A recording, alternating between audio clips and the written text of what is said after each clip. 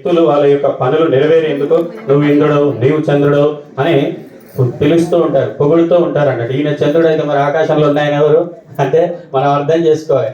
వీళ్ళు పొగుడుతున్నారు, వీళ్ళకి ఏదో కావాల్సి ఉంది, దాని కొరకు ఇట్లాగా చేస్తున్నారని మనం గ్రహించాలి. కాబట్టి ఇది ఏంటంటే మా అవమానాలు సన్మానాలు జరుగుతున్నాయి, రెండింటిని కూడా ఏకంగా నీవు భావించాలి. జనులు నిన్ను దూషించినా అదేవిధంగా కీర్తించినా సమంగా నీవు భావించాలని గీతాశాస్త్రం తెలియజేస్తూ ఉంది. ఒక గ్రామంలో పెద్ద జమీందారు గారు ఉన్నారట.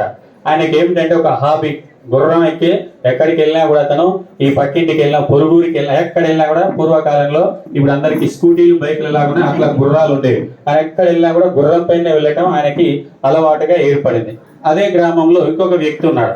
ఆయనకి ఏమిటి అలవాటు అంటే పెద్దగా ఉండేటటువంటి ఒక దిండు మెత్త వెనక వీపు వెనక వేసుకుంటారు. పెద్ద పెద్ద సేట్లు కూడా వెనక వీపు భాగంలో పెద్ద దిండు వేసుకొని కూర్చుంటారు. ఆ ఎక్కడ వెళ్ళినా కూడా దాన్ని మోసుకొని వెళ్ళటం అనేది ఆయనకు అలవాటుగా ఉంది. అయితే ఒక రోజు పొరుగురికి వెళ్ళాల్సిన పని ఏర్పడింది. అప్పుడు ఈయన గుర్రం ఎక్కి పోతూ ఉన్నాడు. ఆయనకు కూడా పని ఏర్పడింది. ఇతను ఆ దిండు సంకలో పెట్టుకొని నడుచుకుంటూ వెళ్ళిపోతూ ఉన్నారు. వెళ్ళిపోతుంటే ఆ దారిలో నడిచేటటువంటి వాళ్ళు ఈ గుర్రం పైన వచ్చేటాయన పెద్ద జమీందారు కాబోలు, వెనక దిండు పట్టుకొని వచ్చేటాయన సేవకుడు జీతగాడు కావచ్చు అని వాళ్ళు అనుకుంటున్నారు. మళ్ళీ అట్లా కొంత దూరం వెళ్ళారు. ఓ చెట్టు కిందికి వెళ్ళారు. గ్రామం వచ్చింది.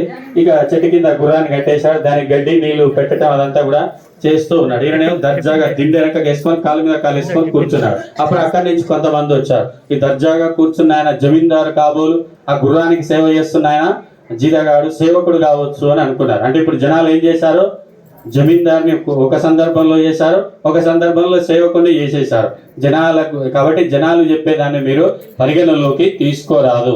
నీవేం చేస్తున్నావు అనేది నీవే ఆత్మ పరిశీలన చేసుకొని నీవు చక్కదిద్దుకునేటటువంటి ప్రయత్నం చేయి అని మనకి శాస్త్రం తెలియజేస్తూ ఉంది. ఇంకా ధర్మశాస్త్రం ఏం చెప్తుందంటే సన్మానాత్ తపోక్షయ అవమానాత్